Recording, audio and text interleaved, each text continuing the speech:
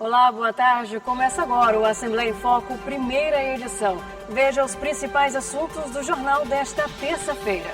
Uma nova ferramenta contra a violência de gênero deve entrar em vigor no Maranhão, por meio de um acordo assinado por órgãos públicos. Representantes e membros do sistema educacional do Estado participam de encontro para alinhar estratégias do novo plano de ações articuladas. E ainda, a história de um policial militar que recebe o tratamento com a grande nova descoberta, a polilaminina. É o primeiro paciente do Maranhão a receber o medicamento. Acompanhe estas e outras notícias agora. O F1 está no ar.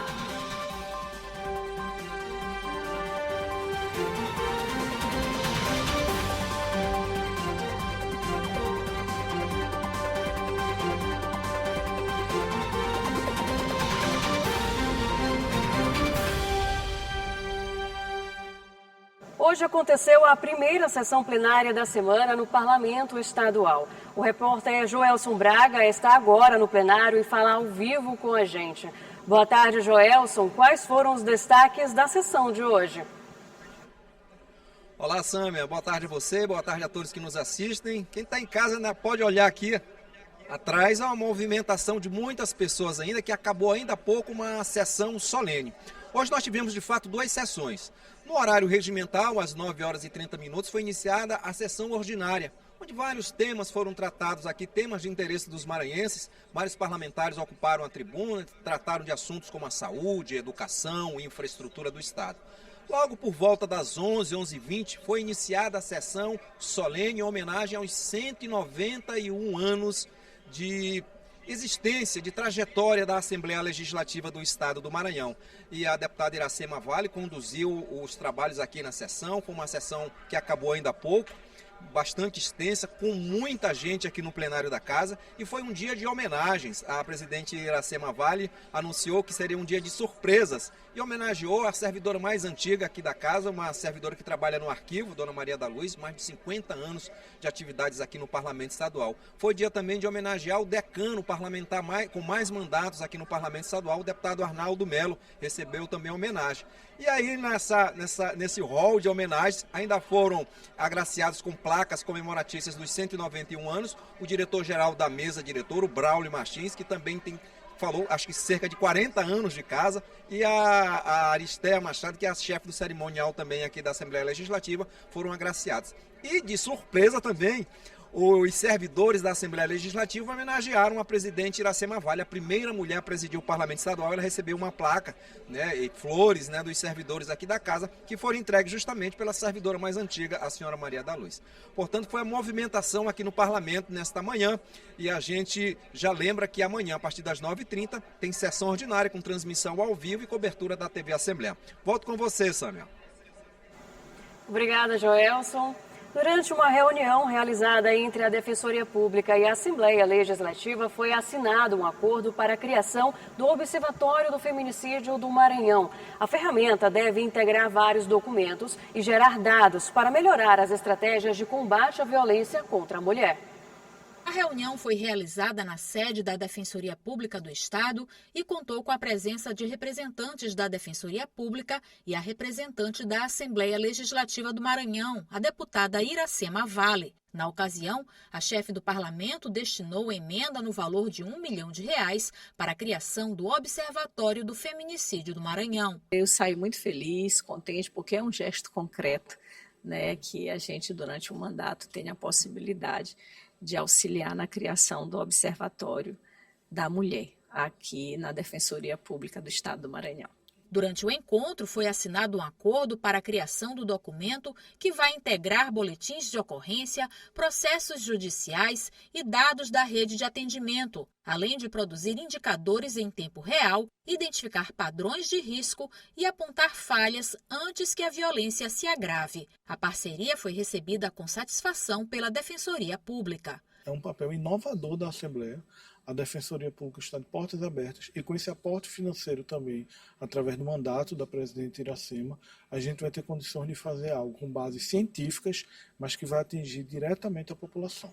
O Núcleo da Mulher da Defensoria Pública já oferece uma ferramenta para que as vítimas de violência possam ter um suporte para denúncias. O observatório deve funcionar como ferramenta técnica para orientar decisões, aperfeiçoar políticas públicas e fortalecer a prevenção em todo o Estado. A ideia é que, com essa parceria com a presidência da Assembleia Legislativa, também seja criado um aplicativo em que essa mulher vai poder entrar em contato com órgãos de uma maneira integrada pelo aplicativo, né? Então, os diferentes órgãos do sistema de justiça, a delegacia, o Ministério Público, o Tribunal de Justiça, a Defensoria, que tem a possibilidade de atuar nas medidas protetivas de urgência. Então, essas mulheres já vão poder encaminhar essas denúncias de violação, né, para evitar que algo pior possa acontecer. Depois de números preocupantes de afastamento no trabalho por quadros de depressão e ansiedade, o Ministério do Trabalho e Emprego atualizou a norma regulamentadora número 1, que integra a saúde mental aos riscos ocupacionais. A partir de maio deste ano, as empresas que não se adequarem à nova atualização podem ser punidas. Em 2025, mais de 540 mil trabalhadores no Brasil se afastaram da função por transtornos mentais. Esse é um recorde histórico no país, 15% a mais do que em 2024. No Maranhão, somente do final de 2024 e início de 2025, o registro de afastamentos foi quase 4 mil. A gente está vivendo num período em que o mundo inteiro está muito ansioso. A gente tem aí a ansiedade como o grande mal do século. A gente tem um número enorme, né, de pessoas acometidas aí por depressão e por várias outras doenças de caráter emocional. Então, entender que a atividade de trabalho, a atividade laboral, ela tem comprometido e influenciado nesses números, torna-se extremamente importante para que medidas elas sejam adotadas. Então, esses dados são dados que vêm de estudos, que são acompanhados há muito tempo. Então, a gente vê, como profissional da saúde mental, a gente vê isso de uma forma muito positiva, porque as empresas também precisam ser responsabilizadas pela saúde dos profissionais. Não só pelas as questões químicas, físicas, biológicas, que envolvem ali já anteriormente, né, a preocupação, ali, a insalubridade das atividades, mas de entender que questões psicossociais, psicológicas também podem estar envolvidas ali dentro dessas relações de trabalho. Por causa dessa realidade em todo o país, as empresas vão ter a obrigação legal de mapear, avaliar e gerenciar os fatores de risco psicossocial no ambiente de trabalho. A medida surge após uma atualização na norma regulamentadora número 1, que foi consolidada por uma portaria de 2024, que inclui riscos à saúde mental no GRO, o Gerenciamento de Risco Ocupacionais. A medida entrou em vigor desde maio de 2025 e em maio deste ano, as empresas que não se adequarem já podem ser penalizadas. Antes, a saúde mental era visto como um benefício opcional, uma coisa assim de recursos humanos. Agora é obrigação da segurança do trabalho. A empresa precisa mapear, documentar e prevenir fatores que adoecem realmente os trabalhadores. Como se faz isso? A empresa precisa olhar para a organização do trabalho como um todo e se perguntar: as metas são realistas ou impossíveis? As jornadas são razoáveis ou as pessoas que trabalham 12, 14 horas por dia estão bem? Existe assédio moral das chefias? As pessoas têm pausas adequadas? Existe sobrecarga crônica? Tudo isso precisa estar documentado no PGR, que é o Programa de Gerenciamento de Riscos. E não pode ser aquele documento de gaveta copiado da internet. Tem que refletir a realidade daquela empresa específica, daquele setor. Com a atualização, as empresas devem incluir no inventário do Programa de Gerenciamento de Riscos fatores psicossociais, realizar pesquisa periódica junto aos colaboradores para identificar situações de risco, implementar ações para melhorar as condições de trabalho, capacitar equipes e os recursos humanos a identificar e prevenir riscos. Se a fiscalização chega, pede PGR, e ele não tiver os riscos psicossociais mapeados, ou se tiver, mas a empresa não implementou nenhuma medida real de prevenção, tem multa. E a partir de maio de 2026 começa a fiscalização punitiva. Mas atenção, mesmo antes disso, a ausência de prevenção já pode ser usada como prova em ações trabalhistas. porque existe sempre o dever do empregador de proteger a saúde mental e física do trabalhador. Sempre existiu. Está na Constituição, no artigo 7º, né? A NR1 só tornou isso mais claro e mais fácil de fiscalizar. Dos mais de 540 mil afastamentos do trabalho por transtornos mentais no país, a causa principal foi quadros de ansiedade. Teve mais de 160 mil licenças. Em seguida, trabalhadores com episódios depressivos, com mais de 126 afastamentos. Os dados confirmam um aumento crescente e a necessidade de mudança. Eu acho que as empresas ficarem mais atentas a isso, terem medidas de prevenção, além também dos profissionais conseguirem também passar isso, né, de uma forma segura, porque o que acontece também, às vezes o profissional está numa atividade ali em que ele está se sentindo mal, ele está se sentindo sobrecarregado, ele está adoecendo, mas ele tem medo, né, de compartilhar isso com a empresa, de que isso gere uma demissão, né, de que isso, enfim, de alguma forma vira uma perseguição ali dentro do ambiente de trabalho. Então, eu acho que essa norma, ela resguarda isso, né, ela resguarda o profissional para também poder conseguir compartilhar quando ele não estiver bem, né. Veja após o intervalo. Policial atingido em operação militar é o primeiro paciente do estado a passar pelo tratamento com a polilaminina. É depois do intervalo.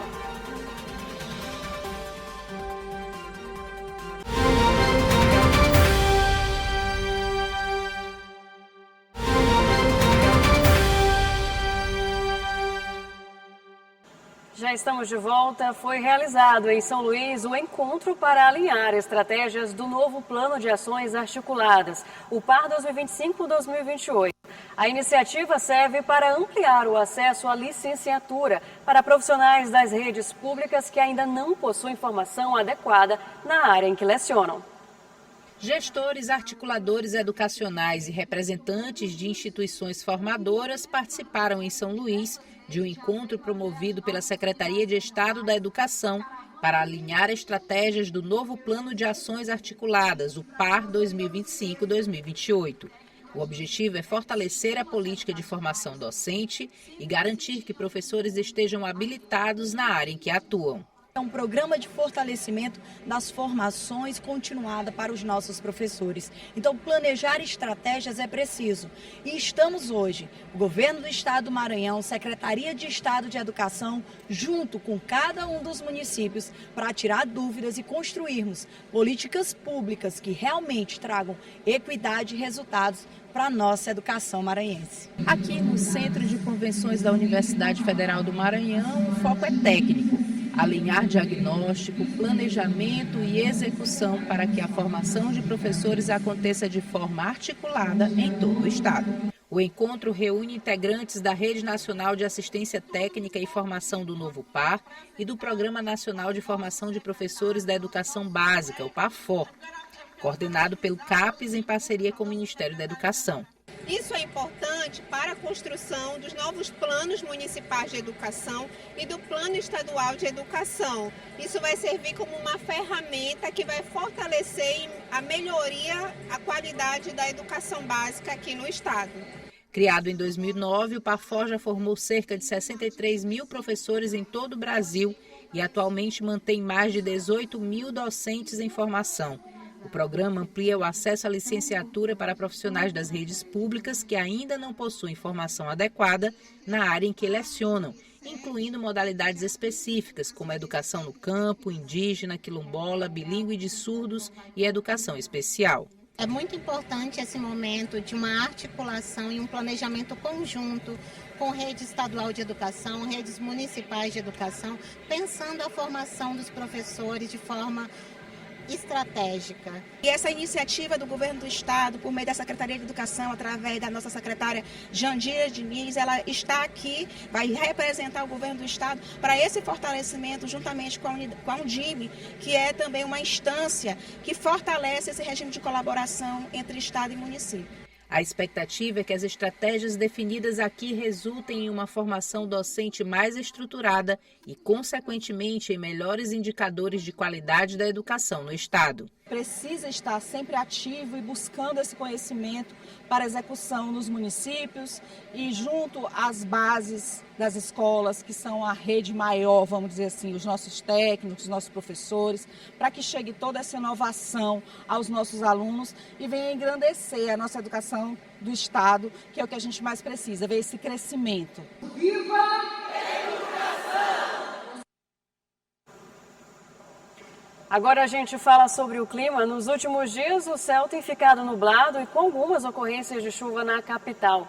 Vamos verificar se continua assim com a Paula Torres, que traz a previsão do tempo.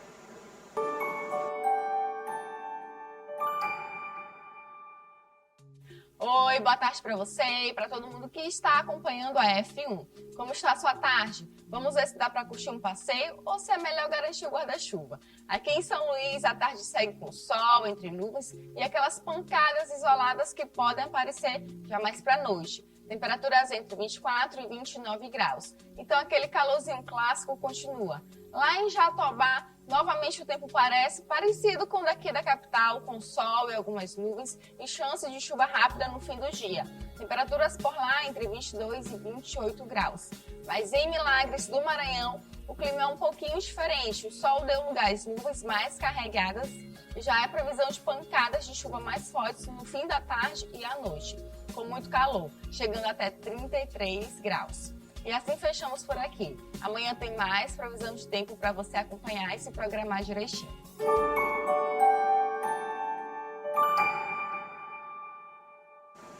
Nos últimos dias, uma incrível descoberta feita por uma cientista brasileira despertou admiração e esperança. O tratamento que permitiu um tetraplégico voltar a andar é a polilaminina para pacientes com lesão na medula espinhal. Aqui no estado, um policial militar que foi ferido durante uma operação perdeu parte dos movimentos. Ele é o primeiro a receber o tratamento no Maranhão e na primeira semana já mostra evolução. Romildo se esforça e consegue levemente mexer o músculo do braço esquerdo. Um movimento que precisa de muita atenção para ser visto é um avanço muito grande na recuperação do policial militar, que virou notícia no dia 14 de janeiro deste ano, após ser gravemente baleado durante uma operação policial contra o tráfico de drogas, no município de Bom Jardim, a 275 quilômetros de São Luís. O tiro deixou o sargento tetraplégico, mas, felizmente, no dia 11 deste mês, Romildo voltou a ser notícia por fazer parte de um grupo de pessoas que estão recuperando os movimentos após a aplicação da polilaminina, uma substância que regenera tecidos nervosos após lesões medulares graves. O tratamento revolucionário oferecido ao policial foi realizado no Hospital do Servidor, mantido pelo governo do estado. A Anvisa deu uma decisão que autorizou o fabricante a fornecer o medicamento, autorizou os pesquisadores de neurocirurgia da UFRJ, que é a Universidade Federal do Rio de Janeiro, a fazer a aplicação e autorizou que a aplicação fosse realizada no Hospital dos Servidores do Estado do Maranhão. Assim foi a decisão da Anvisa. E ele nos apresentando isso, nós buscamos toda a segurança técnica, jurídica, para que acontecesse. O estudo da polilaminina foi desenvolvido pela pesquisadora Tatiana Coelho de Sampaio, na Universidade Federal do Rio de Janeiro, por aproximadamente 25 anos. Entre 2018 e 2021, a descoberta foi testada em voluntários com lesões medulares severas, que receberam aplicações da substância diretamente na medula espinhal durante cirurgias. Após a aprovação da Anvisa no início de 2026, os resultados satisfatórios da pesquisa trouxeram esperança para muitos pacientes, entre eles, o policial maranhense. 28 dias separam o desespero de Romildo e familiares da esperança. O processo com a polilaminina ainda é experimental, mas já faz com que pessoas que têm paraplegia e tetraplegia pensem em escrever uma nova página na vida, recuperando os movimentos que hoje não existem. Apenas algumas horas após receber a polilaminina, os movimentos de Romildo começaram a surgir. A minha força tem aumentado, né? Eu tenho movimentações leves já nas mãos, né? Quando estou fazendo as físio, na busca de movimentar pés, mãos, né? Minha musculatura tem contraído já bastante, tenho sentido isso.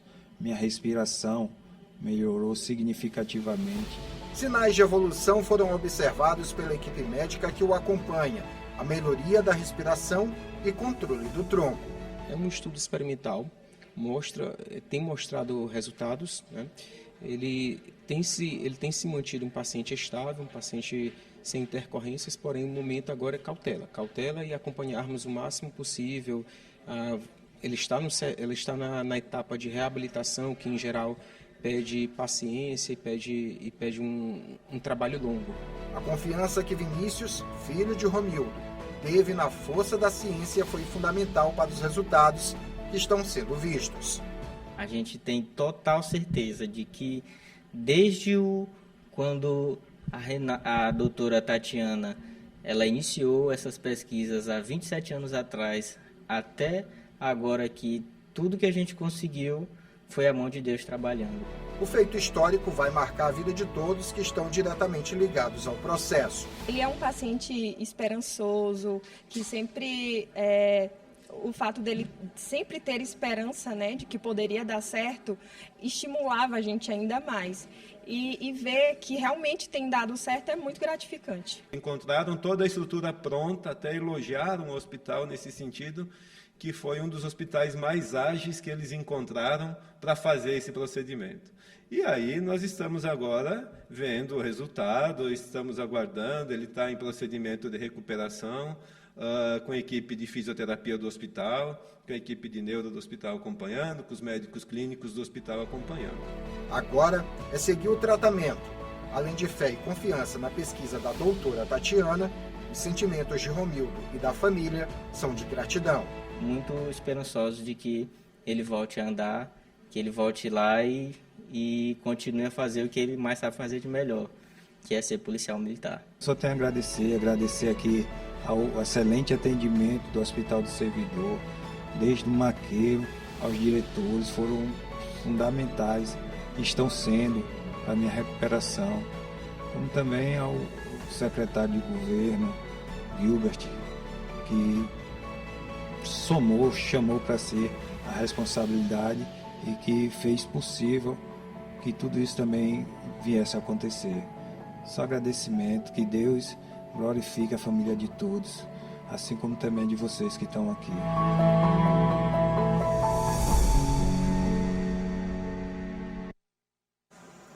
Em fevereiro, o Parlamento Estadual completa 190 anos de história e atuação em prol da sociedade maranhense. A gente mostra daqui a pouco. O F1 volta em instantes.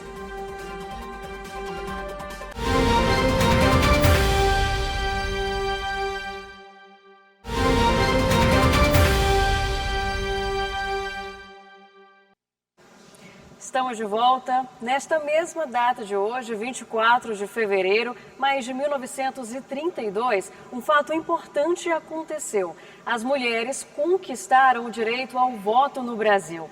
Já se passaram 94 anos e, apesar de ser ainda um desafio, a participação feminina na política, foram muitos avanços. E hoje, por exemplo, a Assembleia Legislativa do Maranhão tem a maior bancada feminina da sua história e uma presidenta comandando a Casa do Povo.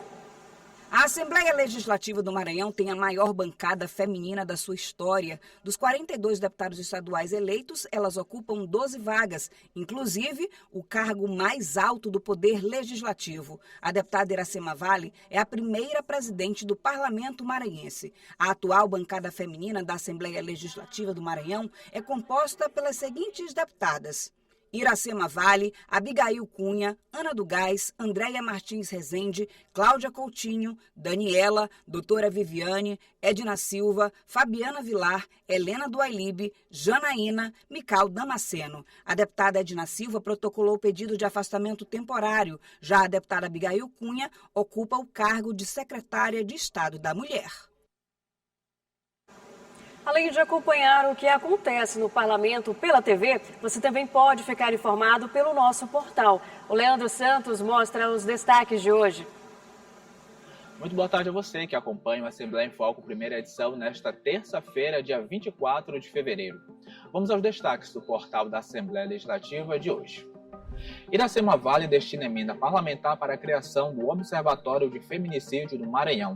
A presidente da Assembleia afirmou que o enfrentamento ao feminicídio exige integração, conhecimento técnico e compromisso permanente. No programa Café com Notícias, a presidente também destacou o pioneirismo e os avanços sociais em sua gestão histórica. E o programa em discussão abordou a campanha da Fraternidade 2026, que traz questões sobre direitos à moradia digna. Essas e outras notícias você acompanha no nosso portal al.ma.leg.br e em nossas redes sociais oficiais. Uma boa tarde para você e até a próxima.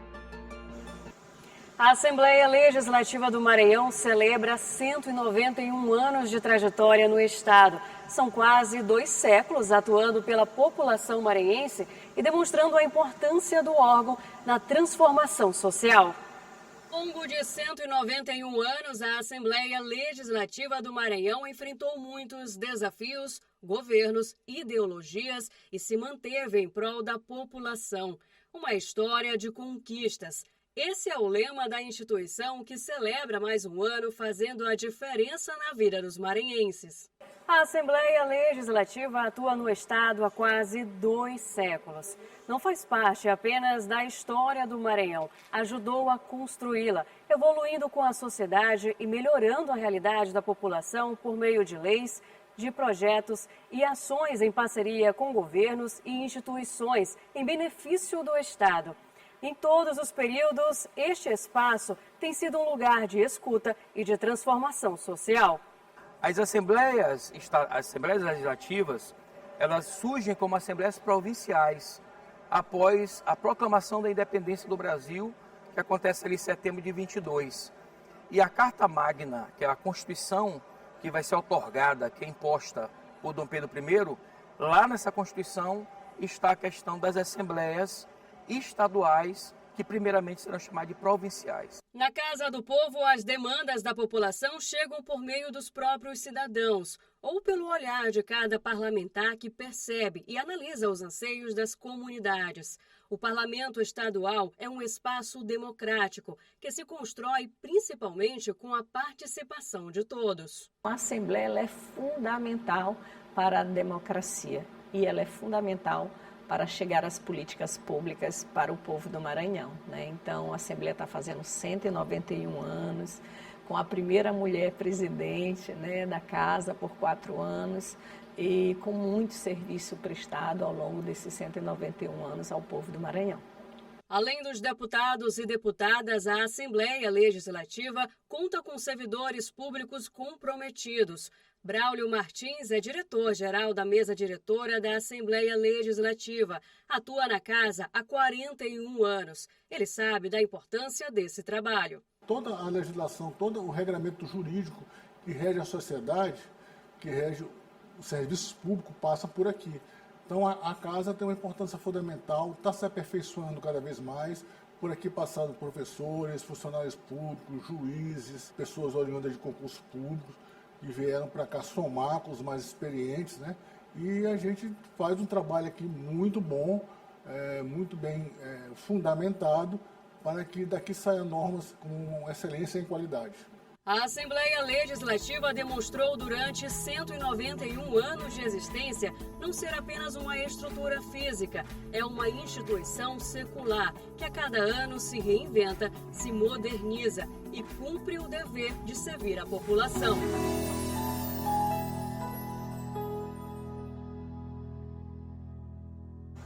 O F1 desta terça-feira fica por aqui. Perdeu alguma reportagem ou quer rever? Acesse o canal no YouTube TV Assembleia Maranhão. Até a próxima. Boa tarde para você.